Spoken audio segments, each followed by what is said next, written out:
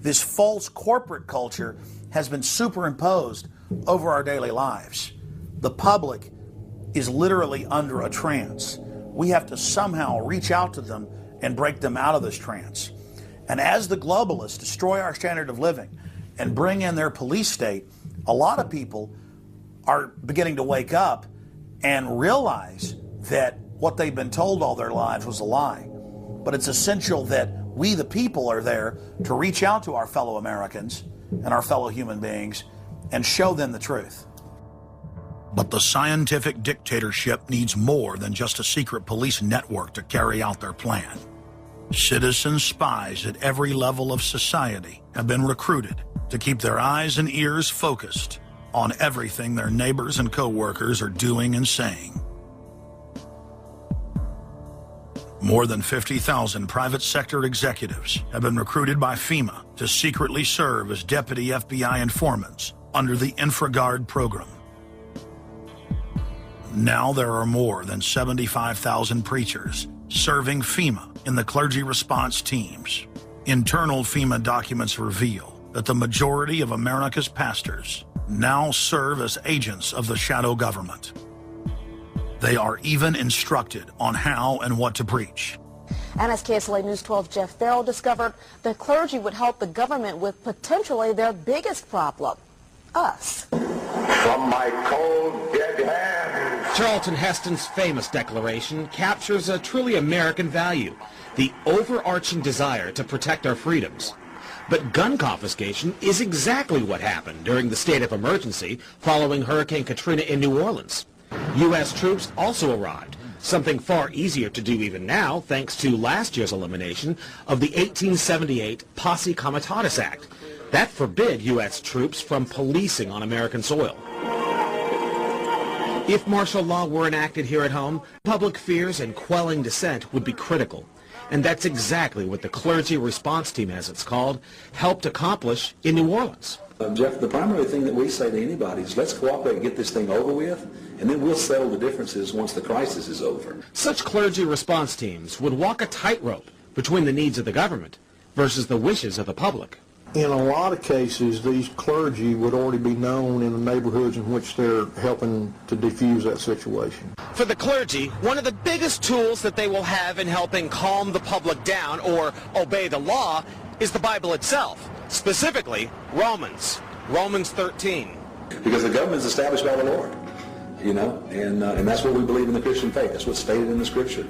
They prepare their flocks like sheep to the slaughter for gun confiscation, forced inoculation, and they tell them that it is a blessing to have their families broken up and put into FEMA camps.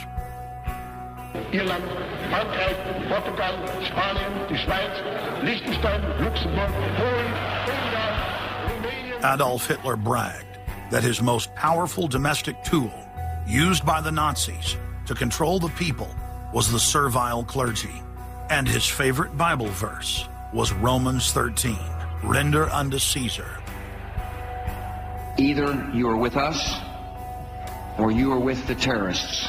The scam was launched as a simple bait and switch. The government recruited the public by telling them that they were needed in the fight against Al-Qaeda. But from day one, over 90% of their training and operations focus on demonizing, surveilling, and harassing anyone who stands against their takeover. The Department of Homeland Security calling on firefighters to take on a new role in the war on terror. The idea to be the eyes for the U.S. government when they're inside a home. Now, unlike police officers, firefighters don't need a warrant to go into private houses. And critics say that's where things get sticky. Cable company repairmen, truck drivers, maid services, and hundreds of other professions that go inside homes and businesses without warrants are now on the government's payroll as citizen snitch spies. But Big Brother doesn't stop there. Children are being indoctrinated inside the public schools nationwide to spy on their parents. You can give information without having to give your name. You guys can get paid for good tips up to $200. The New York Times praised public school programs in the United States and England that are training children to report their parents for eco-crimes. like taking a hot bath or letting the water run while you brush your teeth. All of that violates their carbon footprint credit allotment.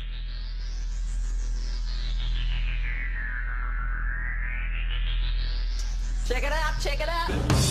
And that's where we come in. We're the carbon cops and we're on the lookout for energy wasters. Our job is to get all Australian households to cut their carbon emissions. So Carbon Cops is a program that looked at energy use in a domestic sense. We went into people's houses and got them to reduce their energy use by 50%.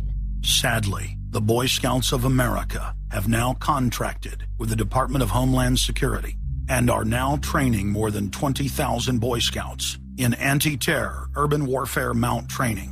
The federal grants are very specific. The Scouts are trained to carry out seek and destroy missions against disgruntled veterans of the U.S. Armed Forces.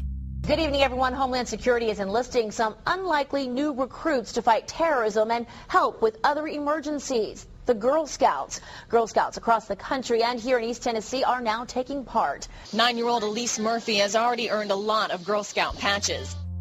And now, every member of the 3.4 million Girl Scouts of America is now being trained by the Federal Emergency Management Agency to aid and support Homeland Security in disaster and anti-terror operations.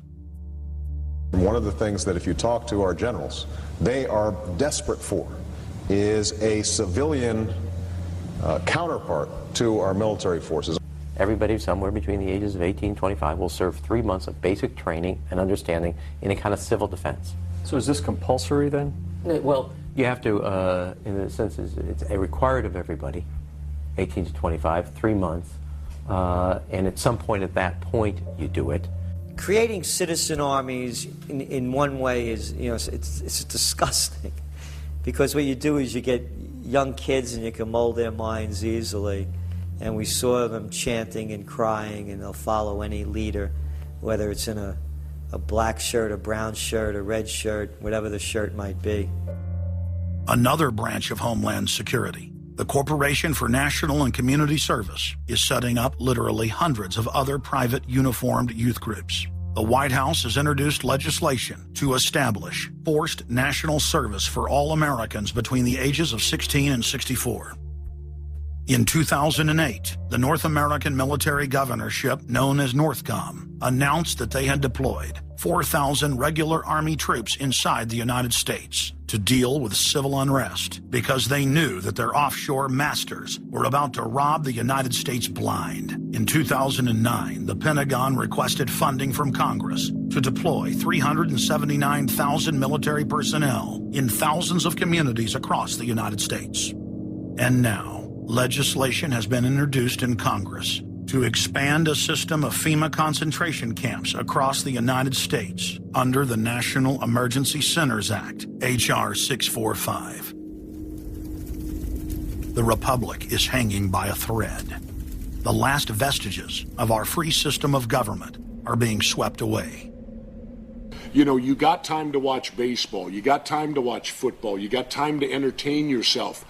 But I think a knowledgeable public we're losing, and we've got to get people back on track to paying attention, because if you don't pay attention to your government and what they're doing, you're going to pay some dire consequences for it.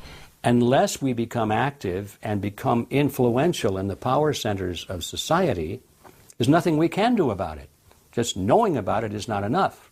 And as long as we are given at election time an option between the Republican candidate or the Democrat candidate, both of whom have been selected by members of the Council on Foreign Relations and both of whom have the same general policies, that's not going to change anything either. So the real issue is, so what? And the answer is we've got to recapture control of the power centers of society. The people have a decision to make. Our nation has been seized in the jaws of a global corporate takeover. The Republic is passing into history. We're losing our freedoms. And it's up to every man, woman, and child in the United States to decide whether we're going to be fooled by the slick propaganda of the social engineers or whether we're going to restore the Republic. The values expressed by our founding fathers and the Declaration of Independence and other documents are very important to these times, and it's now